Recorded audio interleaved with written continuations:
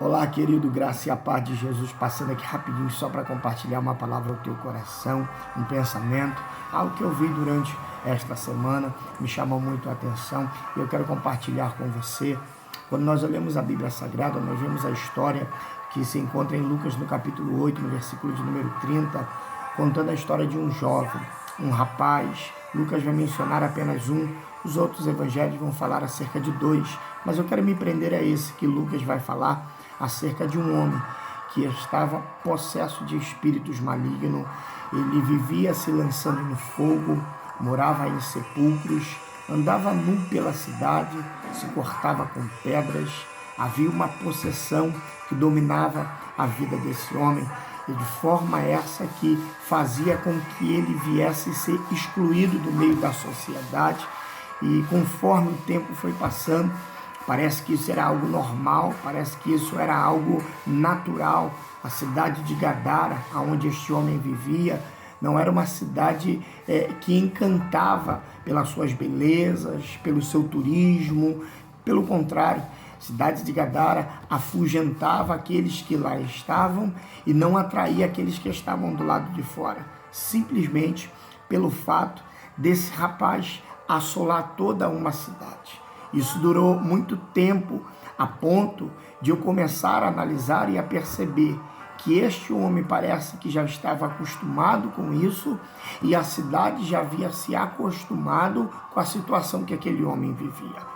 Mas percebe que quando Jesus pisa naquele lugar, aquele homem se apresenta diante de Jesus, os demônios se encurvam diante de Jesus e disse: vieste nos atormentar antes do tempo, ó Filho do Deus Altíssimo.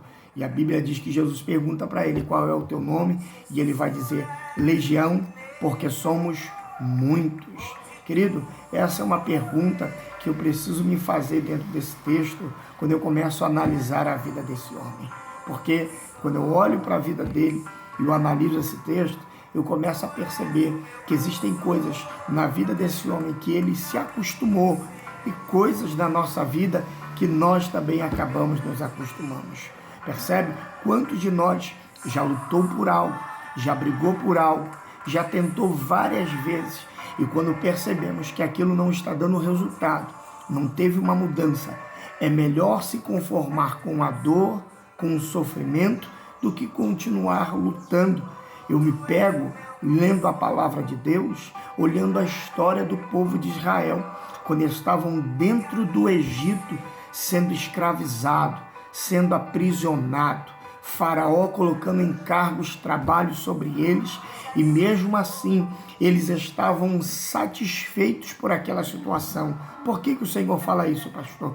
Porque quando o Senhor libera as 10 pragas sobre o Egito, liberta o povo, faz eles atravessarem o Mar Vermelho a pés enxutos, chegarem do outro lado.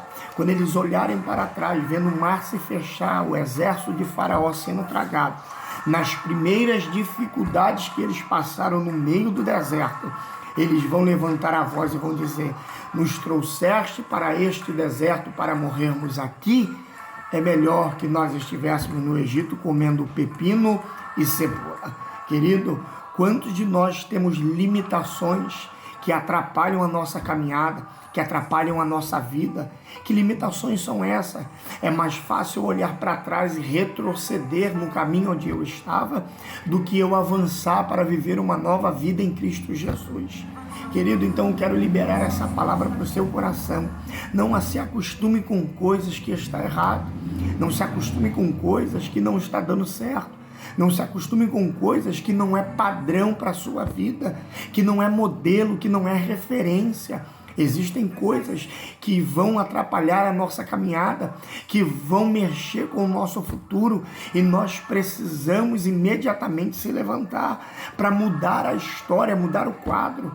Esse texto vai dizer que aquele homem já estava assim há muito tempo. Versículo 27. O texto diz que aquele homem, no capítulo 8 de Lucas, no versículo 27, aquela situação daquele homem já estava assim há muito tempo. Ou seja, era uma situação duradoura, era uma situação que tinha um prazo de validade grande, extenso, mas mesmo assim, quando Jesus pisa naquele lugar, ele quebra todo o prazo de validade, ele quebra todo o protocolo, ele quebra todo o tempo estabelecido pelo adversário na vida daquele homem.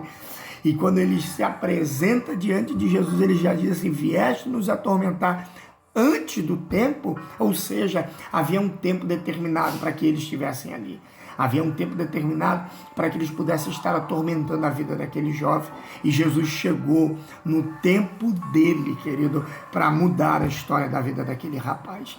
Então, querido, entenda isso. Existem coisas na nossa vida que já estão assim há muito tempo. Talvez o seu casamento já está assim há muito tempo. Seu relacionamento com o seu filho já está assim há muito tempo. No seu trabalho tem coisas que já estão assim há muito tempo. Eu quero te convidar a mudar a história. Quero te convidar a mudar esse ambiente, mudar essa situação, mudar esse quadro. Por quê? Porque quando Jesus chega, ele pisa na nossa gadara, alguma coisa tem que acontecer. Sabe o que esse texto vai dizer? O texto continua dizendo, ainda no versículo de número 27, que esse homem, ele andava nu pela cidade. Percebe que a nudez dentro da Bíblia, ela quer dizer para nós vergonha. E isso me arremete lá para o tempo do Éden, quando Cristo, quando Deus, por sua vez, ele descia de tempo em tempo, na virada do dia, para conversar com Adão. Era uma conversa boa, era uma conversa agradável. Eu imagino na dispensação da inocência, o diálogo entre Deus e Adão, como que seria? Só que é dentro desse ambiente que a Bíblia diz que a serpente vai se infiltrar, Eva vai ser criada, vai enganar a serpente vai enganar Adão, e quando Deus se apresenta, naquele mesmo dia que o Senhor sempre conversava, no mesmo lugar, percebe que quando Deus chega num ambiente para conversar com Adão, Adão não estava, era um ambiente marcado, era um lugar marcado para Deus conversar com Adão, e no lugar marcado, Adão não estava. O problema não foi de Deus, o problema é que Deus sempre estava lá. Adão que saiu do lugar da onde Deus queria que ele estivesse.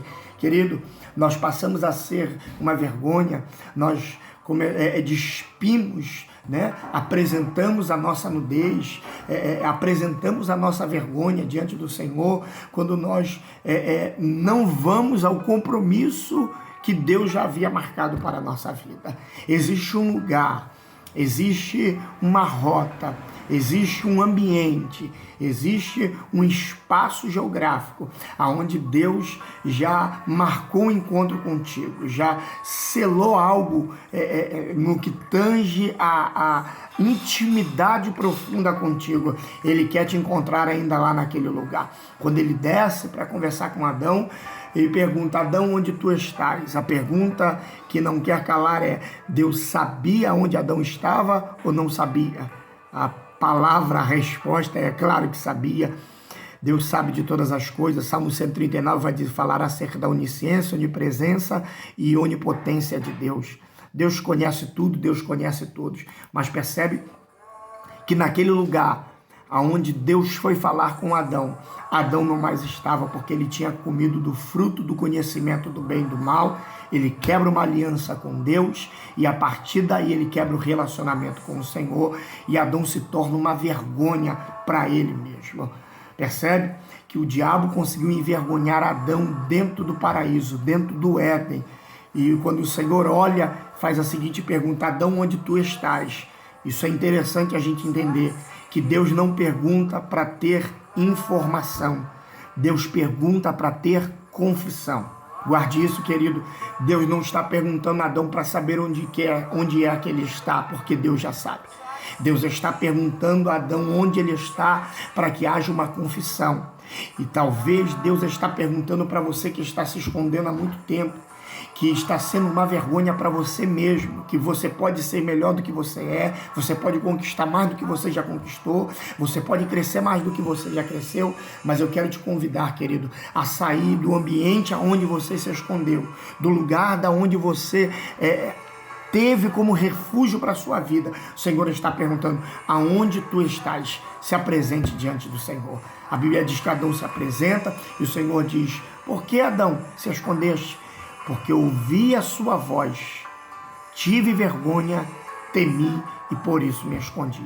Querido, Deus não está perguntando para que ele tenha informação acerca de você, porque ele te conhece. Deus está perguntando para que tenha uma confissão verdadeira e genuína e que haja um arrependimento. O diabo conseguiu fazer daquele jovem uma vergonha. E eu quero te convidar em nome de Jesus, através dessa palavra, a entender que você foi criado para ser a coroa de Deus. Você foi criado para ser a menina dos olhos do Senhor. Você não foi criado para ser uma vergonha. Talvez você, ouvindo essa palavra, está olhando para dentro de você e está percebendo que você é uma vergonha para sua casa, é uma vergonha para sua família. Eu quero te convidar, querido, levante-se nesta palavra, levante-se através dessa palavra, levante-se através dessa profecia para a sua vida e faça um tempo novo na sua vida. Guarde essa palavra para o teu coração. Eu fecho aqui dizendo que aquele jovem, o texto vai dizer que ele não habitava em casa. O diabo conseguiu tirar aquele rapaz do convívio da sua família, tirar ele do convívio da sociedade. E se tem um melhor lugar para nós estarmos é a nossa casa, porque Deus ama a família, Deus ama a casa, Deus ama a igreja.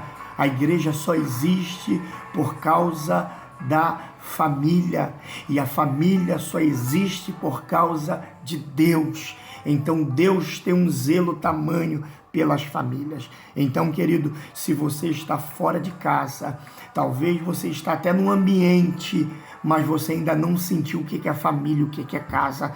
Eu quero te convidar, querido, não seja como esse rapaz que se afugentava da sua casa, mas que seja liberto, seja transformado e retorne para a sua casa, retorne para o teu lar, retorne para o seio da sua família. Jesus ama tanto família, tanto casa, que o que Jesus fez na vida daquele rapaz foi algo tão espetacular, tão extraordinário. Sabe o que aconteceu? A Bíblia diz que a cidade toda ficou impactada com tudo aquilo que estavam vendo, porque durante tanto tempo aquele jovem daquela forma, reagindo daquele jeito. Aí quando Jesus liberta ele, ele larga tudo e vai seguir a Jesus. Quando ele vai entrar no barco, Jesus disse: não, você não vai me seguir. Talvez alguém vai olhar de forma humana e vai dizer assim: mas espera aí, Jesus libertou ele, por que ele não pode seguir a Jesus? Ele é um discípulo. Jesus não quer que você seja um discípulo simplesmente caminhando com ele. Jesus quer que você seja discípulo fazendo a diferença onde você está inserido. É dentro da sua casa, é dentro da sua família, é no seu bairro, é na sua rua que Jesus quer que você faça a diferença. Querido, eu quero que você guarde esta palavra para o seu coração. A sua casa te espera, a tua família te espera. E acredite, você não nasceu para ser uma vergonha, você nasceu para ser bênção de Deus. Profetizo toda a sorte de bênção sobre a sua vida. Não se acostume com coisas que estão erradas. Jesus quer usar você para mudar muitas coisas que está à sua volta. Eu libero essa palavra de profecia para o teu coração, para a sua vida. Eu quero te convidar a visitar as nossas redes sociais. Você que tem o seu Instagram, você que tem o seu Facebook, curte lá as nossas mensagens, a nossa página. Tenho certeza que Deus edificará demais a sua vida. Que o Senhor possa te abençoar poderosamente. Eu sou o pastor Fagner Cartacho. Que o Senhor possa honrar toda a sua casa, toda a sua família. Graça e a paz de Jesus, queridos.